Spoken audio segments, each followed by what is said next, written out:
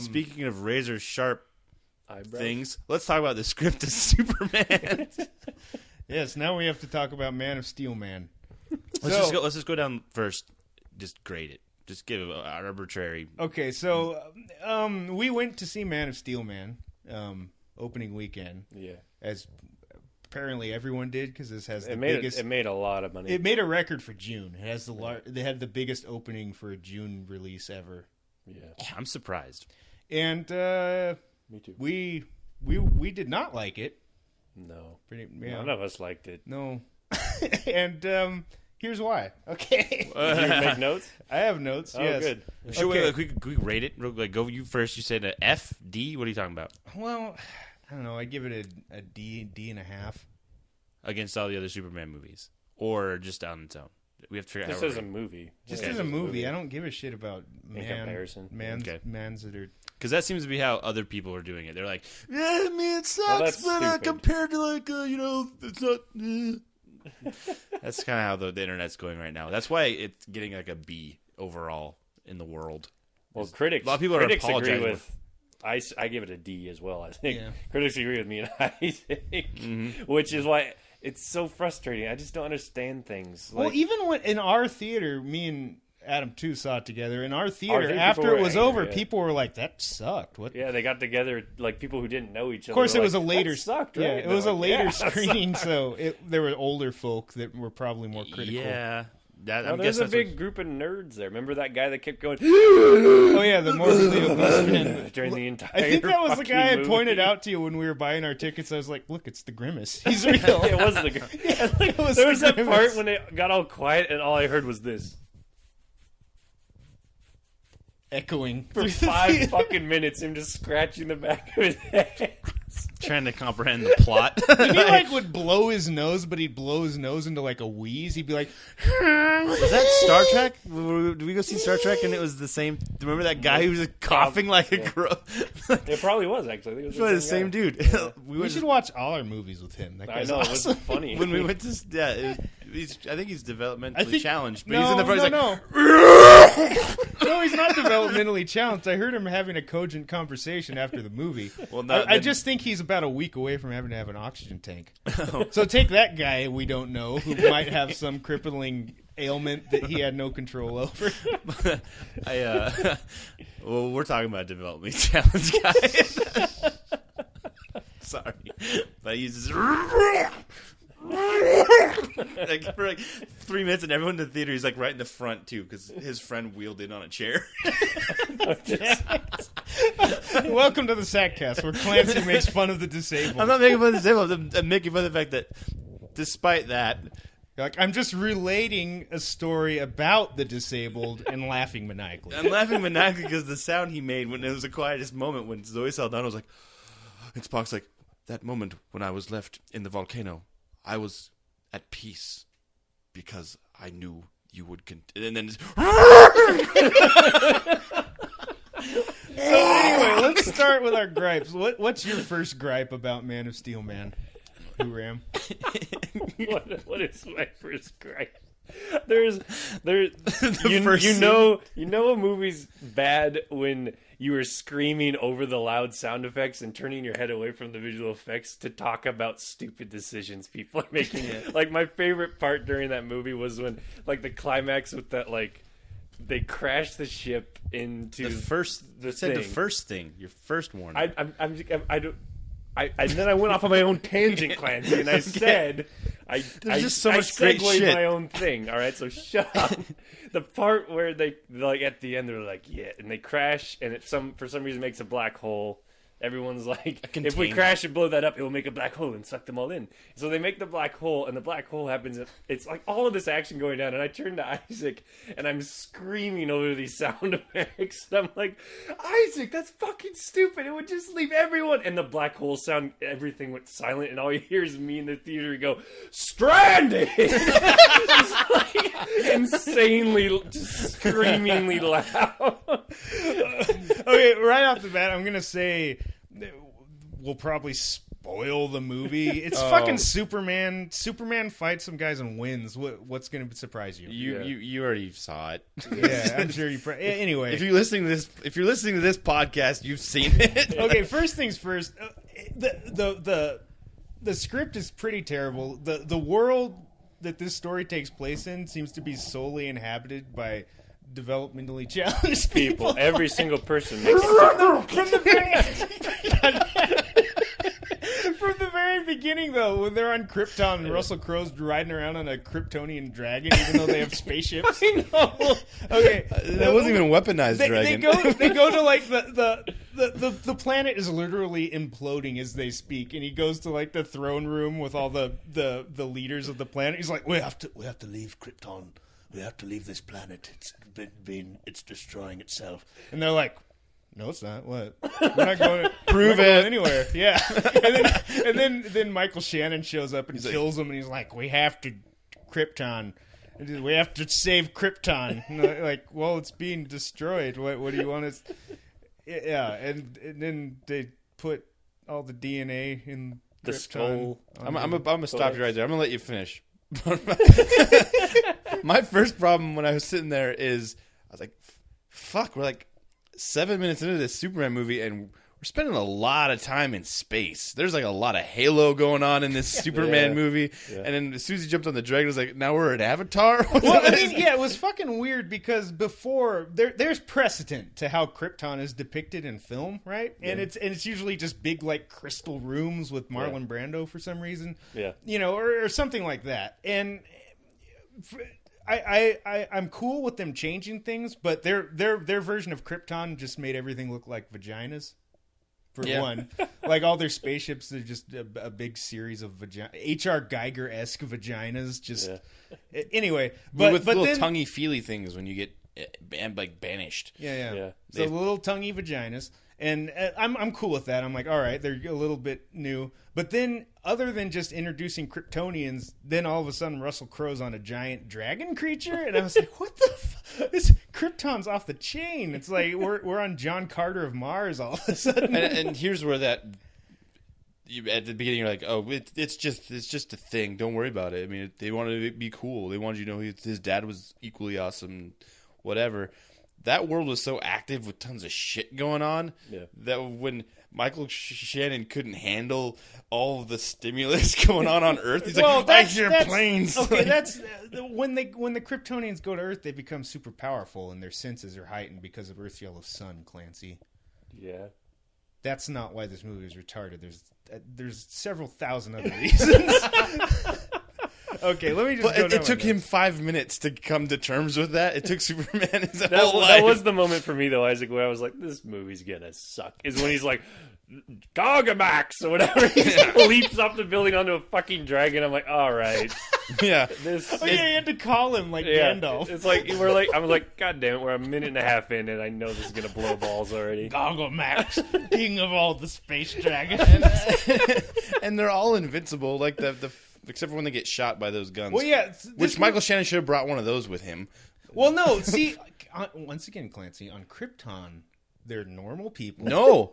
During the fight scene at the beginning, he was punching people into walls. Like, they're flying across the room. They may be 3 times as strong as people, like a Vulcan, if you will. They don't fly or have laser vision. They don't fly or have laser vision, and they can kill each other with stabby weapons. Yeah, because he kills. When they go to Earth, that's when things I'm change. saying at the beginning of the movie, where Russell Crowe was fighting Zod's men in the hallway, they were flying across the room like it was superhumans fighting each other. Well, yeah, they were not quite godlike as they are on. Yeah, I understand when he gets to Earth, he's superpowered, and then he's like, in relation. But I'm saying even then it didn't make sense, and that's a problem later on because when he's fighting the other Kryptonians, the other Supermen, if you will. Yeah.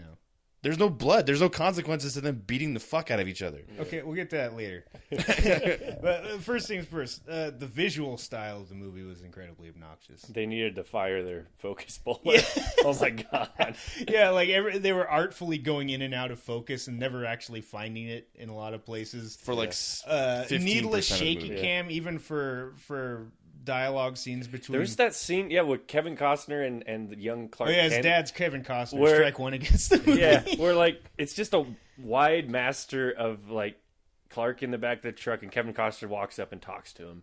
And it felt like the cameraman was just creeping sideways and tripping over shit. And it felt like at the end of that take, he would have turned and been like, guys, I'm fucking sorry. Like the gaffer has all these fucking cords I'm tripping over. Like, can we redo that? They're like, no. Yeah, it's like when you're doing a touching conversation between a father and a son, why does it look like we're in like combat photography on Omaha Beach? It wasn't the kind of like, I like this style in the Born Supremacy where, you're a part of it, but you never during that feel like the cameraman is holding the camera, you know? It's part of the style. And also that's telling a much more frantic story because he's being chased around and guys are jumping out of windows and stuff. These are moments of comfort for him that he's reminiscing about. He should be remembering it and then we tied the camera to a pigeon and it just kind of bobbed around. Yeah, so another problem I had with the movie was all of the characters sucked.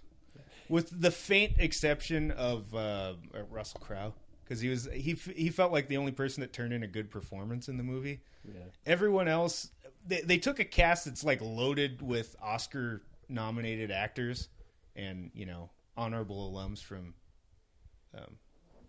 SVU. Yep. I was gonna say you better be careful.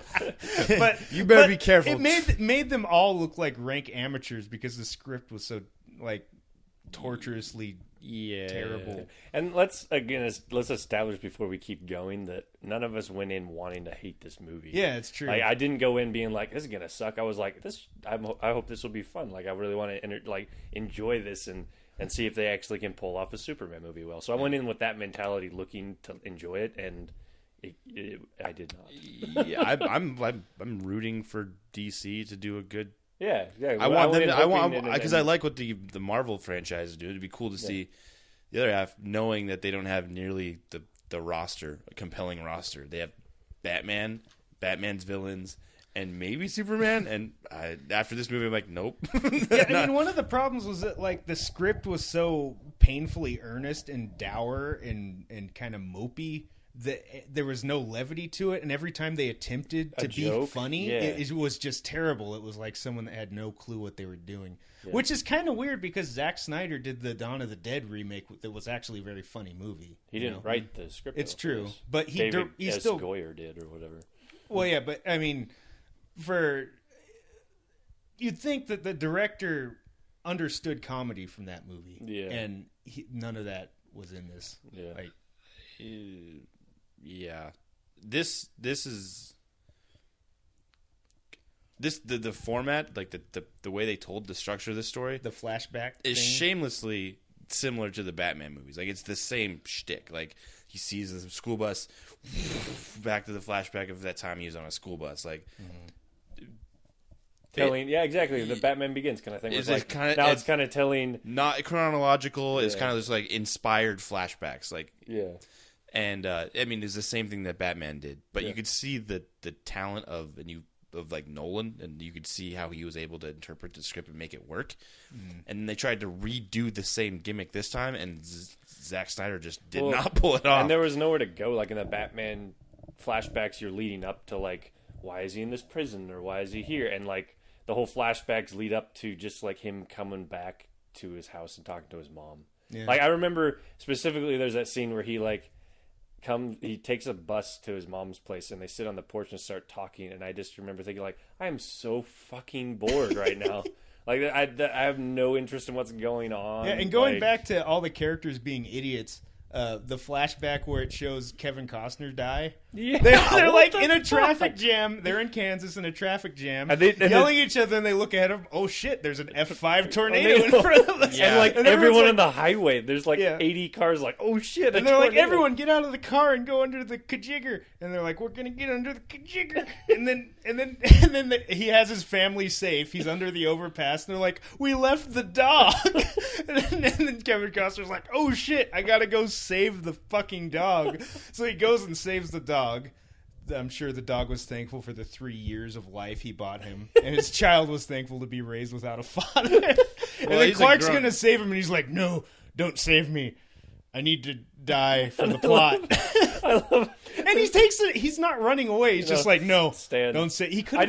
I love that. Like during that 2 trucks are being torn from the ground, and Kevin Costner just stands, and like nothing affects him, and then he's just taken by the tornado. Yeah, it was oddly. I was waiting for him just getting impaled by a log, or something. But he should have knowing what and he he'd knows. already saved that school bus full of children who saw him do it. Yeah. Like, what does it matter if he uses his powers to save his father? Well, His fake father. Let's be honest. what's even weirder is if someone has to go out into the storm and sacrifice themselves to save a dog, which doesn't need to happen.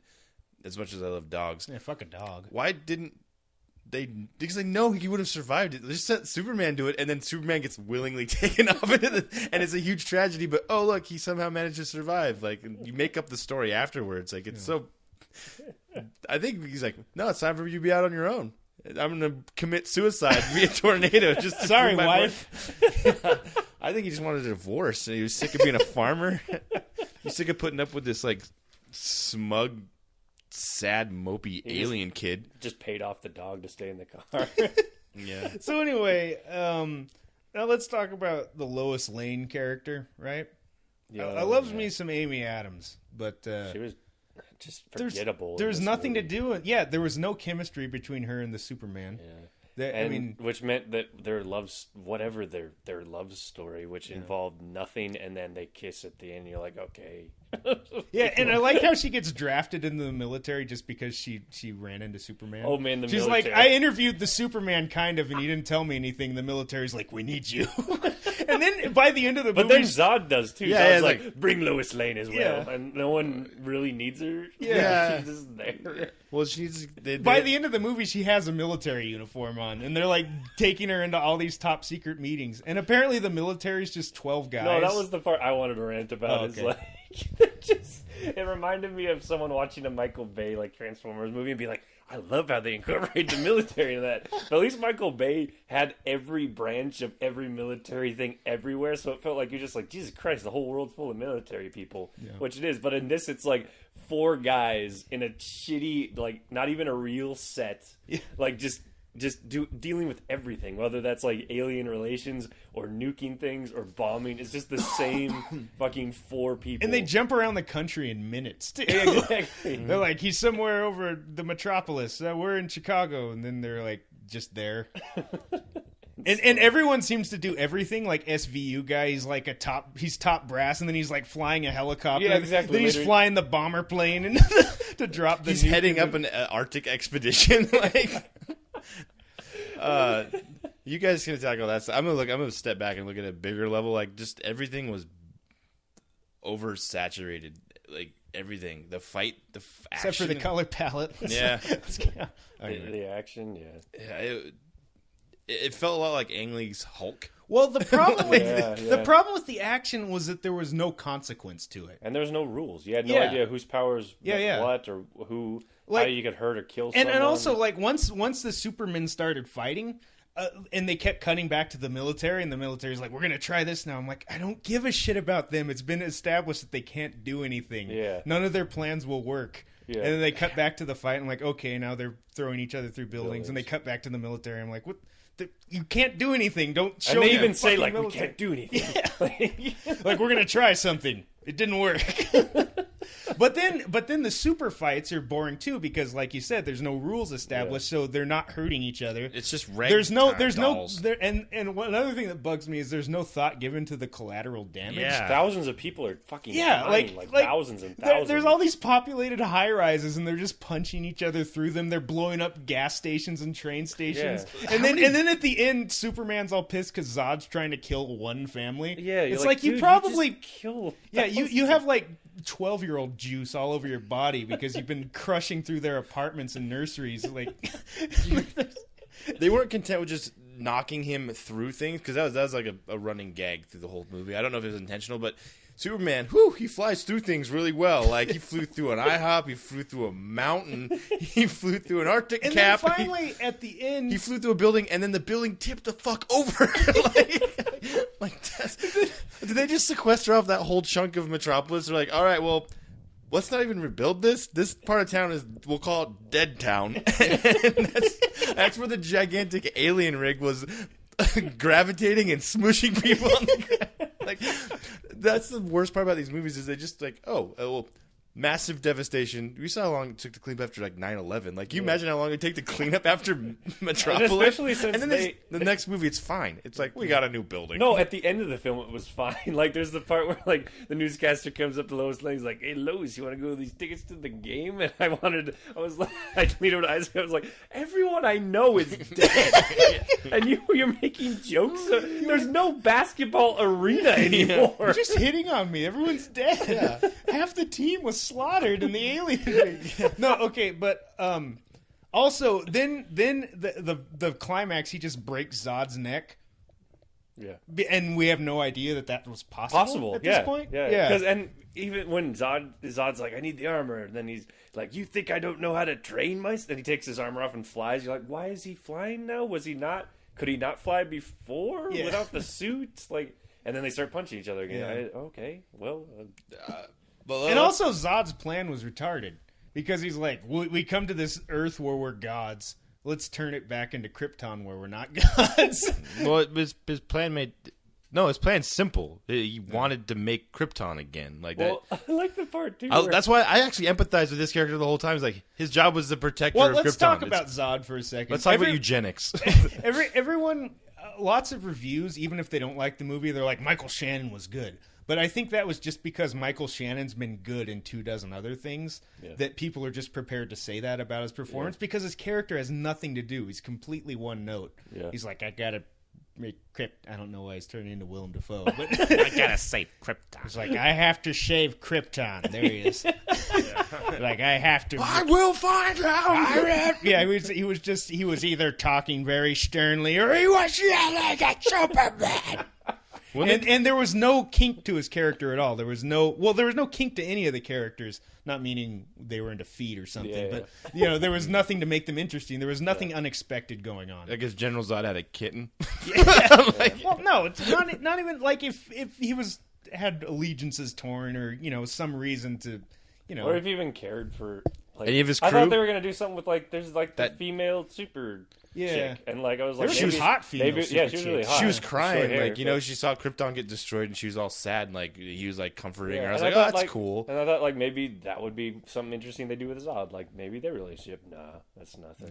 Did they ever explain why that one was fucking huge? No, that was weird too. Because I thought it was a robot. I thought it was a robot too. I'm like, oh shit, now there's just robots here. I was like, no, I guess that's just a dude. No, that was my favorite scene in the movie. Was just that fight scene because there's a gigantic dude just barreling into Superman, knocking him through hardware stores, blowing up gas stations full of people. Yeah, and then he gets to the best part of the movie, which is when he just explodes that pilot. That's right. Because they come in with the guns and they chain gun him, and he gets nailed, and then he just jumps into the cockpit of that plane, tears off the cockpit, and you just see the guy he just explodes into confetti. you hear the pilot, he's on the hood, I'm losing. And then you just see hands, and then his head blows up, and then it's just a red mist. I'm like, oh fuck. I was kind of surprised they got away with that. That was pretty cool. But again, all this shit's happening, and there doesn't seem to be anything really at stake. I mean, sure, the world's at stake or whatever, but I don't know. That's just an overall thing, individual fight scenes. If they have they still have to have a meaning in the beginning to the end of the fight scene. Otherwise it's like the stupid fight at the end where he has to go smash the tentacle octopus. Bullshit. I was like, why does that have tentacle arms? Why is it tentacles? Why do we care? This is not. It wasn't an established goal or anything. We don't know what happens if he defeats the tentacle monster. or why he's nowhere near anyone else is actually dying. And what does that mean for these people? Because don't they always paint Kryptonians as they're like the Greeks if they weren't so barbaric? They're like the epitome of human development. They're the idealized human. I don't know. I don't read comic books. Well, that's what the way that they look like in the old movies, right? Well, yeah, in the old movies, it's like their world is doomed, and there's nothing they can do about it. And Zod was like a rebel that everyone. Oh, that's another thing. Zod in the Phantom Zone. It's like as soon as Krypton, they're like, "You guys are banished to the Phantom Zone," and as soon as Krypton is destroyed, they're like, "Well, the Phantom Zone. Let's go find that Earth." They said the explosion broke the machine. And well, there's a lot of explanations that would just come out of nowhere. They're like, if you destroy the gravity machine, then black hole, and we'll get sucked in. Or if you know, wouldn't the black hole just suck the Earth into it, or or now we're on Earth and we just know how to fly and fight in our suits. But there's just so many questions raised about what was going on. It's witless. But back to the thing. Okay, so you established that the Earth builder, the terraforming machines, have gigantic tentacle arm protectors or attacker things. Yeah. Does that mean that the Kryptonians would put that on a planet and let it just destroy living organisms before? Yeah, I guess. Are they evil? Are they like terrifying culture of murderers? Are they the Borg? That was something else that I forgot about. When they're like, the Krypton dies, but they established that there's plenty of colonies with other Kryptonians. And Zod goes, he's like, I wanted to find more Kryptonians. So he goes to all the colonized planets, and they're all just dead. In what reality is like the main source cut off, and all colonies just die? Like that is Daisy. Like, that was another thing. Just all die. Without the main colony, they all just perish. It's like, really? Then what makes you think you can take that world engine and turn Earth into a new one? Because you have Superman's power blood? Like, it's not for you to question, that was the Superman. thing I was going to talk about, is they get Superman's blood and they're like, wait a minute, the Codex is within him. And like, dude, does he need to be alive? No. And they're like, well, we got to kill Superman. But couldn't the scientists... Don't they have it in his blood like, already? wait, this is... No, you guys, they left already. Well, we could have just used this blood. And what was that whole thing about? They're like, we're not allowed to have children on our own. They paint... If you look at the evidence, Russell Crowe is a dick. Like... He's like, I know the world's ending, so I decided to have sex with my wife, make a super kid, take our epitome of knowledge, take the epitome, do a heretical act, and put my dick in my wife, and then I'm gonna take all of our combined culture, all of our genetic material, basically the essence of our culture. I'm gonna put it in my son, and then I'm gonna maroon him on an alien planet. Even though it's established that we have world-developing technology, we have terraforming equipment, we have fucking spaceships to go to these places. The Kryptonians just look like idiots in this movie, because not only does Jor-El say, like, the planet's dying, but then the opposing force also says, guys, the planet's dying. Like, both the bad guy and the good guy are agreed, and the council's like, no. Well, see, that's interesting. That's something they should have done better. Well, I mean, they have different ideals. Well, I mean, it's like you could have taken it like we are with fossil fuels. Like we have all this industry tied up into fossil fuels, but it's also killing our planet. They could have done some kind of version of that where it made sense that one faction was like, no, we got to keep doing this. Yeah. Well, you have like the leaders saying like, we can't stop the destruction of Krypton. We need it to survive. We need to keep going. And then you have Russell Crowe going, well, I'm gonna maroon my super kid on another planet, and he can continue the legacy. Russell Crowe is not Patrick Warburton. Anyway, do his voice right. Or you have the militant faction saying like, we're gonna take this and we're gonna do it our way, and then you have that conflict. Now General Zod's Patrick Warburton. What's going on? Well, you have like battling ideals on how to save their culture. See, and all of those questions. Instead, you just have like Russell Crowe going like, well, we're fucked, but my kid's gonna be really awesome. Like, all of these questions arise because we shouldn't be asking these questions, but the fact that they show so much of that planet, and the first like half hour, so much of it makes you feel like you missed out a lot on like what. It's like if it's not relevant, then they shouldn't have even been in there. Yeah, like, I mean, we shouldn't be asking everything in this movie is so thin. It feels like that none of the characters have any lives beyond what is shown on camera. It feels like everyone's just standing around waiting for the camera guy to show up so they can start acting again. Like they're at the Daily Planet. They're like, I was gonna make these copies, but there's no camera around. Like. It's like, and it's like the Truman Show, you know? It's like Truman hasn't showed up yet, and everyone's just waiting to do their parts. And my favorite line in the movie, though, is when Lois Lane is in the copy room at the Daily Planet, like, where do we keep the copy toner in this damn building? It's like, how long have you fucking worked there, bitch? Like, who doesn't know where the copy toner is at their office? Again, everyone's just I can't do stupid. my work. What happened? I like Lawrence Fishburne's actions. Yeah, his fat run away from the building. They're just Big old that Fishburne chick. guy. He like goes back for that chick. Like I'll save her. He's just like, you guys are running the wrong way. Why does And it took them forever to decide they had to evacuate the city. They're sitting in their building 2 blocks away from the world engine destroying the city. And then they're like, all right, people, we got to get out of here. Pretty soon this is going to be the desert of the real. Yeah. And then they evacuate, and then the buildings are falling, and they're just like waiting, watching them fall instead of running away. It's like Prometheus syndrome all over again. Yeah. I don't Everyone know. acts like an idiot. The in this second fucking movie. the gigantic 3-footed alien device the size of the Chrysler building lands in the middle of my city, I'm leaving. I'm not going to wait till it shoots a laser through the core of the earth to the other side. See, the Truman Show thing was good too, because I noticed every single extra, and there was hundreds of them, were never used other than to stare up at things. Yeah, it was yeah. so strange. It felt like just this world of That was people staring Amy up at Adams' things. whole part was staring up Yeah. at things, which she does well. She's a very attractive lady, but you know. But there were also some special effects scenes that were surprisingly terrible for a movie that cost as much as this one did. Yeah. Like there was that one green screen shot where he's like carrying her away from the explosion that just looks really fake, and they're just talking to each other in normal voices. and then there was that one where they're going down, like he's holding her and they're flying and he's lowering down and they're doing that like romantic look into each other's eyes, and you can just see the harness on Amy Adams just giving her a wedgie the whole time, just like spiraling down. It's like, come on, you guys couldn't compute her ass or something. Get the harness out of there. One thing I will say though, Detective Stabler saved the day single-handedly. Whatever. That's what I asked. That was my favorite part of the movie. That and that pilot exploding. Okay. So what's your grade? What's your letter grade for the movie? You give it. Does that bump it up to a C for you? Yeah, C. Well, here's the.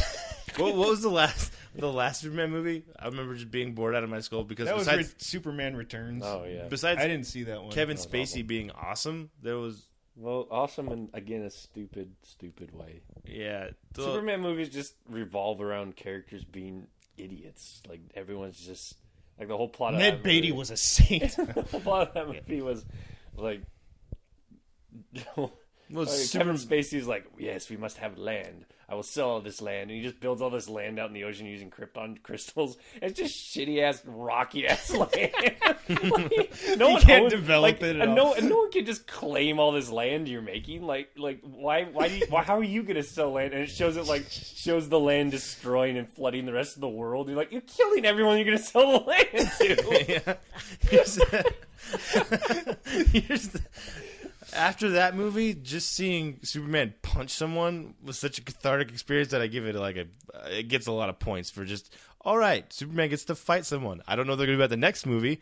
Hopefully there's a lot more superpowered bad guys I don't know the roster of Superman, but Doomsday. it's over. Like the next movie, Superman dies. Like There was a good point made on Movie Bob's Big Picture on the Escapist website, where he talked about how in this movie it sets the precedent that Superman will just kill his enemies. Yeah. And that kind of negates the entire character of Superman, because a lot of his plots or the Superman stories is like him being fucked over because he has to take the high ground because he doesn't have it in him to like kill an enemy. And see, people try to defend that by being like, here's all these other comics where Superman just killed someone. It shows like some cheesy ass comic from the 60s.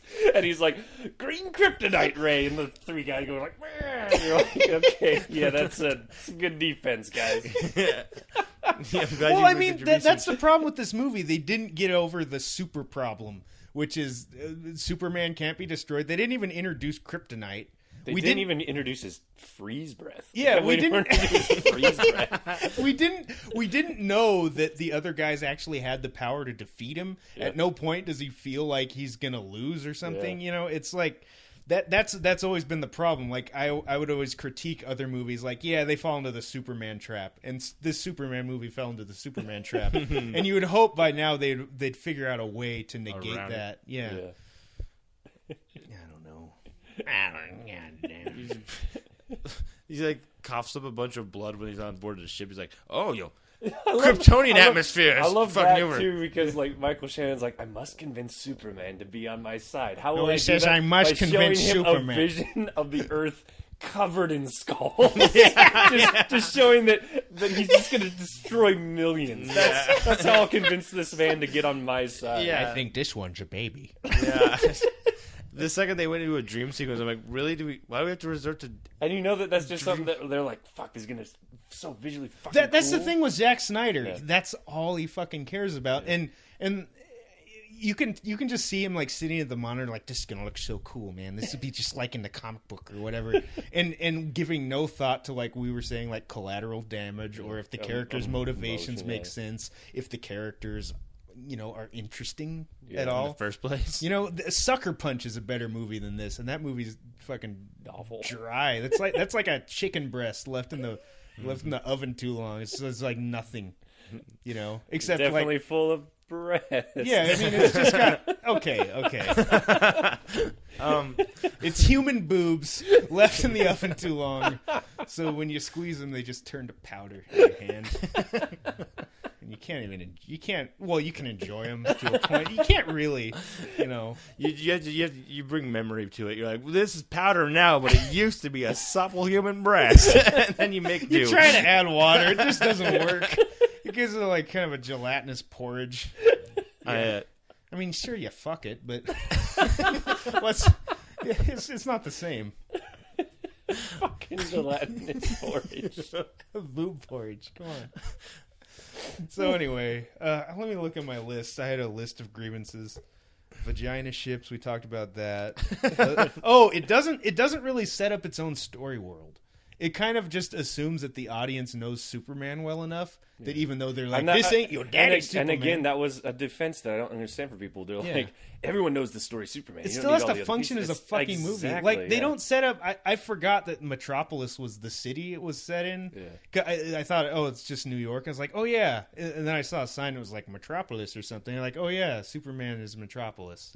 They didn't set up... They didn't give Metropolis its own feel, like they were good at in some of the Batman movies of making until Gotham. They started smashing each other through thousands and thousands of buildings. Like, just how many buildings do they have? Yeah. There must be so many buildings to smash through. Yeah. I mean, and there were little nods that the fanboys will probably say, see, look, they thought a lot about this movie. They put LexCorp on the side of the truck, and that satellite says Wayne Enterprises. They thought about it. See, it's this whole world. It's all connected. It's this whole it's a fucking... It's a logo on a set piece. No, that's just visuals again. You gotta... See, like, in movies, the only thing... The thing that I love most about movies is character. Like, if you have really good characters that are interesting to hang out with, plot. I could do without it. Yeah. I mean, that's basically what movies like The Big Lebowski and With Nail and I are. They're just, really awesome characters that you hang out with for 2 hours, and you're like, oh... Well, that was fun. Yeah. But this movie, like, no character, The other thing I like about movies is, like, ideas, like a point of view, like an interesting... Or something to say. Yeah, like, I like movies to make me think about things... I mean, this might be a tall order for a superhero movie, but make me think about something in a way I hadn't before, This movie didn't have that, I like movies... Thirdly, I like, visuals, like a really visually interesting movie. This movie was a bunch of shaky cams and Michael J. Fox focus pulling, so you couldn't really I couldn't really enjoy it on just a visual level. And that was the one thing that other Zack Snyder movies, like your 300s and your Sucker Punches and your Watchmen, at least visually, I always appreciated that he wasn't a shaky cam guy. Yeah, like he was able to like compose a really pretty shot, because obviously that's all he fucking cares about. But even that's out the window in this one too. Yeah. This movie felt like it was like shot by 3 people. There's the guys like, and they weren't talking to each other. Like third unit, you take your Korean DP and go shoot me all the texture shots of like him growing up in Middle America. And B unit, you do the fight scenes. Just get the Green Lantern guy on call. Ang Lee, he can do it. And then the rest of them. I don't know, first unit shooting the main like bulk Life of of Pi guys. You work on those punches, those concrete buildings. And for the rest of the movie, we're just gonna kick this 7D down this flight of stairs, and we'll just use that to plug any holes in the editing. Hey, Wes Anderson, catch that for the touching scenes, and it's just like them standing in the middle of like a flat desert. Like just cut directly to him awkwardly. I would have like, appreciated that because at least at that point I could go, oh. Because this is another one of those movies that actually gave me kind of motion sickness. I had to look away from the screen a few times. Yeah. It wasn't quite Hunger Games level for me, but it was still obnoxious. I watched this movie not with these gentlemen, but in Pullman with my girlfriend, and I was sitting behind us were just a bunch of like, girls, and I assumed, being a bigot, that they're just dumb sorority there to girls interrupt in your Pullman. hand job. It's just these girls from they're like, oh, they're Pullman girls. They're probably school's out. They're maybe drunk and they're idiots. Yeah, as of Saturday night, they're probably drunk and they're probably gonna love this movie. But at the end, they're like, that second that scene came up and they're standing there before he willingly gives himself to General Zod, and it just cuts to like them standing in front of an entire platoon of troops, holding hands awkwardly, saying a bunch of sentimental bullshit.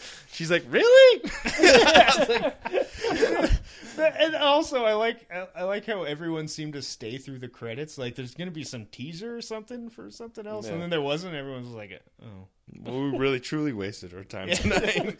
What were they going to tease? DC. Well, I think people get confused because we always sit through credits just kind of out of respect, and people like look at us sitting through credits and they're like, "Wait a minute, like this, there's got to be something at the end," but no, there is not. There usually is not.